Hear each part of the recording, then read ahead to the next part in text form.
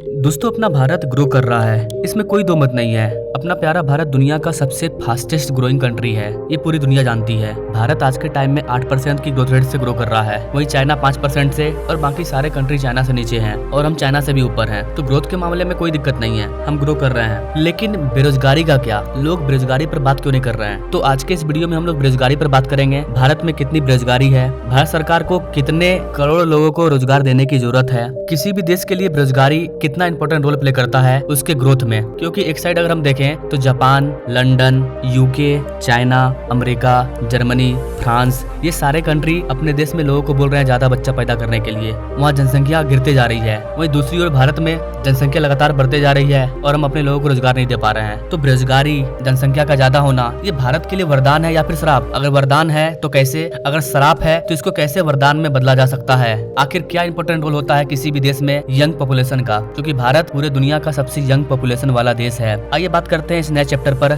जिसका नाम है बेरोजगारी। नमस्कार दोस्तों, मैं विकास और आप देख रहे हैं all India project. This is a critical moment in India's history.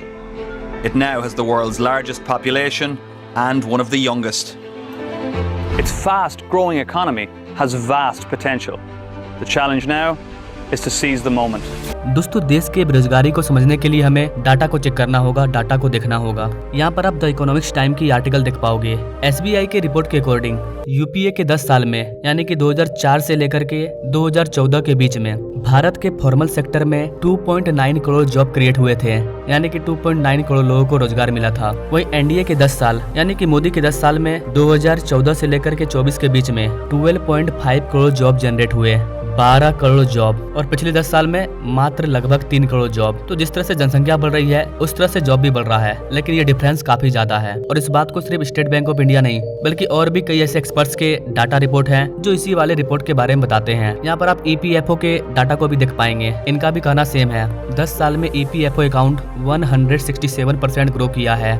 इसके अलावा रिपोर्ट ये भी बताती है कि कांग्रेस के 10 सालों के कंपैरिजन में बीजेपी के 10 सालों में 1.5 time more than government job create हुए हैं, यानी कि सरकारी जॉब भी लोगों को ज्यादा मिला है 1.5 टाइम्स। लेकिन इसके बावजूद भी हमारे देश में बेरोजगारी है। इसका मेन रीजन है जनसंख्या। हमारी जनसंख्या काफी तेजी से बढ़ रही है। इसका अंदाजा आप इस बात से लगा लो, अपने प्यारे भारत में सबसे ज्यादा आबादी यंग लोगों की है। रिपोर्ट के अकॉर्डिंग अपने देश का जो आधा आबादी है उसकी उम्र 25 ईयर से कम है, यानी कि हमारे देश का आधा आबादी जवान है एकदम। इसे देख करके कई फाइनेंशियल एक्सपर्ट्स का कहना है कि भारत का जो फ्यूचर है वो जापान, चाइना, अमेरिका से भी काफी आगे रहने वाला है। क्योंकि हमारे देश में वर्किंग एज पॉपुलेशन काफी ज्यादा है, लेकिन रोजगार ना होने की वजह से जो हमारा यूथ है वो गलत डायरेक्शन में जा रहा है। जैसे कि पॉलिटिक्स में, सट्टेबाजी में, रील्स बनाने में, सोशल मीडिया में, कई जगह पर हमारे यूथ अपना टाइम बर्बाद कर रहे हैं। इसका मेन रीजन है सही एजुकेशन सिस्टम नहीं है, स्किल वर्कर नहीं है। आगे मैं आपको डाटा दिखाऊंगा, सारा चीज मैं डाटा पे बात करूंगा, अपने ओर से कुछ नहीं। भारत ग्रो करेगा, वर्ल्ड लीडर बनेगा, विश्व गुरु बनेगा, इसमें कोई शक नहीं है। लेकिन अगर हम अपने लोगों को ज्यादा रोजगार देंगे, अपने बेरोजगारी को समझ लेंगे और उसे हैंडल कर लेंगे, उसे फिलफिल कर लेंगे, तो हम और भी जल्दी विश्व गुरु बन पाएंगे। और ये चीज भारत में नहीं पूरे वर्ल्ड में बोला जा रहा है। जब भी कोई नई सरकार आती है तो वो बेरोजगारी पर बात तो करती है, लेकिन सत्ता पर आने के बाद बेरोजगारी पर ध्यान नहीं देती है। आज के टाइम में अपोजिशन पार्टी तो काफी स्ट्रांग है, बेरोजगारी पर बात कर रही है, लोगों को रोजगार देंगे, लेकिन उन्होंने अपने 10 साल में कितना रोजगार दिया है इसका डाटा मैंने आपको दिखा दिया। दूसरा चीज, वो रोजगार क्या देंगे, वो तो फ्री पर बात कर रहे हैं कि हम आपको 8,500 रुपया पैसा देंगे। इससे बेरोजगारी खत्म होने वाला है, इससे तो और लोग बेरोजगार हो जाएंगे, कोई काम करना नहीं चाहेगा। भाई सो कर रहना है, 8,500 रुपया आएगा महीना में, आराम से खाना है, काहे का टेंशन लेना, क्यों काम करना? इस तरह से तो लोग लेजी बन जाएंगे। तो ये तरीका तो बिल्कुल गलत है कि सब कुछ आप फ्री कर दो। हाँ, इसी पैसा को आप ऐसे जगह पर लगाओ जिससे लोगों को रोजगार मिले, 8,000 के बदला उन्हें 5,000 ही मिले, लेकिन मेहनत करके मिले, वो ज्यादा बेटर होगा देश के डेवलपमेंट के लिए। वर्तमान सरकार कितना जॉब दे रही है इसका अंदाजा तो डाटा से ही लगाया जा सकता है। आरबीआई का कहना है कि पिछले साल भारत सरकार ने 4.67 करोड़ लोगों को जॉब दिया है। रिजर्व बैंक ऑफ इंडिया के अकॉर्डिंग फाइनेंशियल ईयर 2023-24 में 4.67 करोड़ न्यू जॉब क्रिएट हुए हैं और इसने अपने कई दशकों का रिकॉर्ड तोड़ा है। 1981 के बाद से सबसे हाईएस्ट जॉब क्रिएट हुआ है 2023-24 के फाइनेंशियल ईयर में। बीते 3-4 सालों में देश में लगभग 8 करोड़ नए रोजगार मिले हैं। 8 करोड़ लोगों को रोजगार मिलने के बाद भी अपने देश में बेरोजगारी इतनी ज्यादा क्यों है, आइए जानते हैं। थोड़ा सा कॉमन सेंस तो आप खुद लगा सकते हैं कि देश की आबादी 140 करोड़ है और बेरोजगारी की संख्या 40-50 करोड़ के पार है। ऐसे में 8 करोड़ लोगों को जॉब देने से क्या होगा।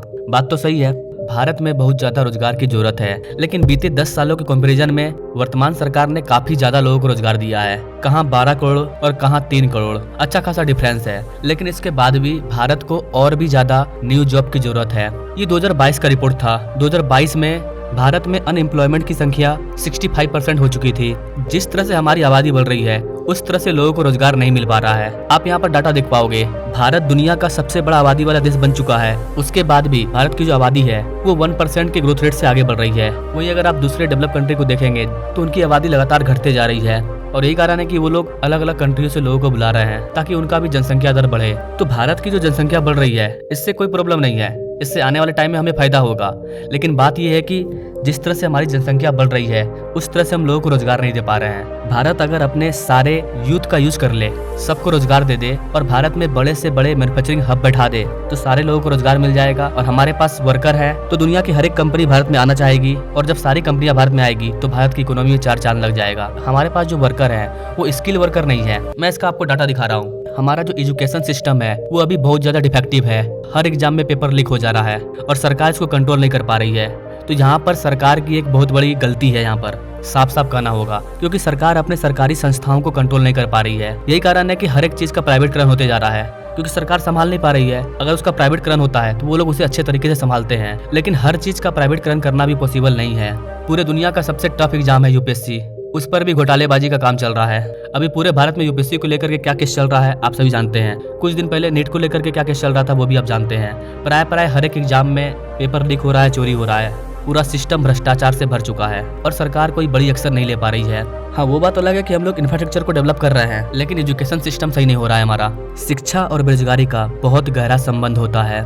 मैं कांग्रेस और बीजेपी में कंपैरिजन नहीं कर रहा हूँ। अगर कंपैरिजन किया जाए तब तो प्रेजेंट गवर्नमेंट बहुत आगे है, लेकिन हम लोग जेन्युइन बात कर रहे हैं। भारत को अगर हमें डेवलप कंट्री बनाना है तो उस हिसाब से हम लोग सही से ग्रो नहीं कर रहे हैं। उस हिसाब से हमारा एजुकेशन सिस्टम सही नहीं हो रहा है। अगर उसका सिस्टम सही नहीं है तो सिस्टम को सही करना, दंड होना चाहिए कि अगर पेपर लीक हुआ तो सीधा फांसी, इस तरह का दंड होना चाहिए, तभी हमारा एजुकेशन सिस्टम सही होगा। अगर सरकार दंड लाती है तो उस पर भी आकर के लोग रोड पर उतर जाएंगे। आज से 1-2 साल पहले ड्राइवर को लेकर के कानून लाया गया था जिसमें कि पूरे भारत के ड्राइवर रोड पर उतर गए थे और उस कानून को पास होने नहीं दिया गया, जिसकी वजह से अभी भी अपने देश में एक्सीडेंट होता है।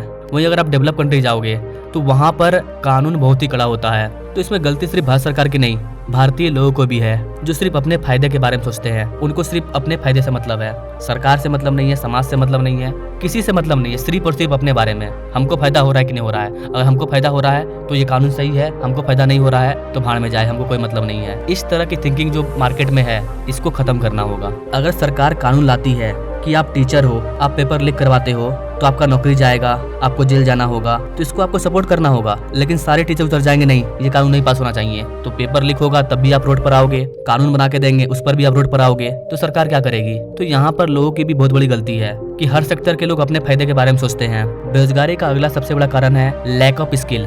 भारत में सबसे ज्यादा बेरोजगार लोग कौन है? पढ़े लिखे लोग। जो अनपढ़ है वो तो मजदूरी करके भी अपना पेट भर ले रहा है, लेकिन जो लोग पढ़े लिख लिए हैं वो तो मजदूरी भी नहीं कर सकते हैं। तो यही कारण है कि पढ़े लिखे लोग काफी ज्यादा बेरोजगार हैं और ये डाटा कह रही है। आप इस वाले डाटा को ध्यान से समझो। 2021, 22, 23 जो लोग मूर्ख हैं, पढ़े लिखे नहीं है, उनका जो बेरोजगारी दर है, उनका बेरोजगारी 2022-23 में मात्र 0.2% था। वहीं जो सेकेंडरी एबव वाले लोग हैं उनकी बेरोजगारी की संख्या 7.3% है। मतलब जो डिग्री तो ले लिए हैं लेकिन स्किल नहीं है, उनका डिग्री किसी काम का नहीं है, स्किल है ही नहीं, कोई कंपनी कैसे जॉब उनको देगी। उनकी बेरोजगारी देश में सबसे ज्यादा है। डाटा के अकॉर्डिंग भारत में 100% ग्रेजुएट लोगों में से 80% लोगों के पास रोजगार नहीं है और इसका एक ही रीजन है, स्किल का ना होना। आपने डिप्लोमा का डिग्री ले लिया, बीटेक का डिग्री ले लिया, MBA कर लिया, आप ग्रेजुएट हो चुके हैं, लेकिन आपके पास स्किल है ही नहीं कि कोई कंपनी आपको जॉब दे, जिसकी वजह से लोग बेरोजगार हैं। अपने देश में हर साल 10 मिलियन लोग, 1 करोड़ लोग ग्रेजुएट हो रहे हैं। इसमें से आधे बच्चे तो ऐसे हैं जो नौकरी करने लायक है ही नहीं, वो तो फुल्ली बेरोजगार हैं। उनको कभी भी नौकरी मिलेगा ही नहीं क्योंकि उन्होंने सिर्फ डिग्री हासिल किया है। जो डिग्री उन्होंने हासिल किया है उन्हें उसका भी ज्ञान नहीं है, एक्स्ट्रा स्किल तो छोड़ दीजिए। वहीं इंजीनियर्स की बात करें तो भारत में 80% जो इंजीनियर हैं उनके पास कोई स्किल नहीं है। 100% में से 20% लोग ही ऐसे हैं जिनको रोजगार मिल पाता है। तो ऐसा नहीं है कि भारत में जॉब की कमी है, लोग जॉब ले ही नहीं पा रहे हैं। यहाँ पर टाटा ग्रुप के द्वारा एक डाटा जारी किया गया 15 जून को कि उनके पास 80,000 जॉब हैं 80,000 लोगों की जरूरत है उनके पास, लेकिन उन सारे नौकरी को फिल करने के लिए स्किल वर्कर है ही नहीं। मतलब रोजगार तो है, लेकिन हमारे स्टूडेंट के पास वो स्किल ही नहीं है कि वो उस वाले जॉब को ले पाए। और यही कारण है कि जो भी बच्चे बिना स्किल के ग्रेजुएट हो रहे हैं वो देश के लिए बोझ बनते जा रहे हैं। उनको कोई जॉब नहीं मिलेगा, फिर वो पॉलिटिक्स में घुसेंगे, रैलियां करेंगे, क्राइम बढ़ेगा, क्योंकि उनको भी अपना पेट भरना है। स्किल नहीं है लेकिन जॉब चाहिए, तो क्या करेंगे? वो सरकार के पास जाकर के हंगामा करेंगे, और यही हो रहा है। टाटा जैसी कंपनी को ये बात बोलना पड़ रहा है कि हमारे पास वैकेंसी खाली है, लेकिन इसे लेने के लिए स्किल वर्कर ही नहीं है। वो जो एग्जाम निकालते हैं उनको मात्र 10-15 लोग पास कर पा रहे हैं। तो ऐसी बात नहीं है कि भारत में जॉब की कमी है, स्किल वर्कर नहीं है, लोगों में स्किल नहीं है। डाटा के अकॉर्डिंग जो लोग MBA किए हैं उसमें से 93% लोग जॉब करने के लायक नहीं है। 10 लोगों ने अगर बीटेक का एग्जाम निकाला है तो उसमें से जॉब मात्र एक ही व्यक्ति का लगता है। तो सरकार को यहाँ पर एक बड़ा कदम उठाना चाहिए, एजुकेशन सिस्टम को सही करना चाहिए। अगर पेपर लीक होने की वजह से लोगों को एग्जाम का पेपर एक दिन पहले मिल जाएगा तो फिर वो बच्चा स्टडी क्यों करेगा? पैसा देगा, पास हो जाएगा। और यही चीज हो रहा है पूरे भारत में, तो बेरोजगारी तो बढ़ेगी ही बढ़ेगी। वही दूसरी ओर टेक्नोलॉजी इतना स्पीड से आगे बढ़ रही है कि जो स्टूडेंट जॉब के लायक भी हैं उनको भी जॉब नहीं मिल पा रहा है। आज से 20 साल पहले AI के बारे में किसी ने नहीं सोचा था, और आज मार्केट में सिर्फ AI चल रहा है। 10 साल पहले हमें जापान बहुत अच्छा लगता था। क्यों? क्योंकि जापान में 5G चल रहा है और हमारे देश में 3G भी अच्छा से नहीं चल रहा था। लेकिन आज भारत में भी 5G चल रहा है। तो टेक्नोलॉजी काफी आगे बढ़ रही है, लोगों का स्किल बढ़ नहीं पा रहा है, एजुकेशन सिस्टम सही नहीं है, जिसकी वजह से देश में बेरोजगारी बढ़ते जा रही है। सरकार को अब क्या करना चाहिए? तो पिछले 10 सालों में जो 12 करोड़ का जॉब क्रिएट हुआ है, ठीक उतना ही जॉब हमें आने वाले 5 साल के अंदर क्रिएट करना होगा, तो शायद बेरोजगारी कुछ हद तक सही हो जाए। एक रीजन ये भी है कि ज्यादातर लोग सरकारी जॉब के पीछे भाग रहे हैं। जहाँ पर सीट एक है वहाँ पर 1000 लोग कूदना चाहते हैं। जो UPSC का एग्जाम होता है उसमें सीट काफी कम होती है, लेकिन ज्यादातर लोग उसी के पीछे भाग रहे हैं। लेकिन आप कितना भी भाग लो, वहाँ पर सीट कम है, वहाँ पर कंपटीशन ज्यादा है। जहाँ पर कंपटीशन कम है वहाँ पर लोग नहीं भाग रहे हैं, इस वजह से भी लोग बेरोजगार हो जा रहे हैं। तो गाइस ये सब रीजन है जिसकी वजह से देश में बेरोजगारी बढ़ रही है।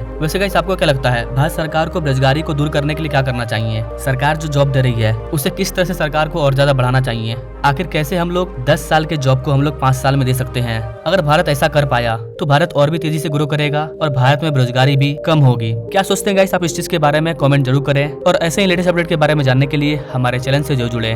Thanks for watching. मिलेंगे अगले वीडियो में एक नई जानकारी के साथ, तब तक के लिए जय हिंद।